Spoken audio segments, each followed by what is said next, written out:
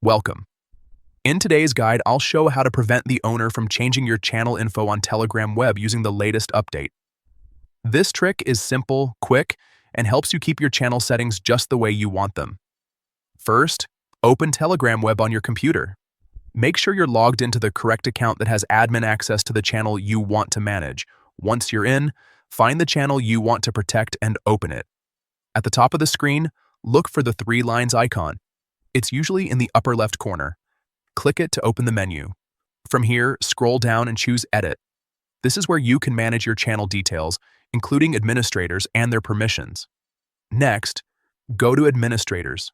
You'll see a list of everyone who helps manage the channel, including the owner and other admins. Click on the owner's name to open their permission settings. Telegram lets you control what each admin or owner can do, which is very useful for keeping things organized and secure. Now comes the key part. In the list of permissions, look for the option labeled Change Channel Info. By default, this is usually turned on, allowing the owner to edit things like the channel name, description, and profile picture. To prevent that, simply uncheck this permission. Once you've done that, click on the tick icon at the top right to save your changes.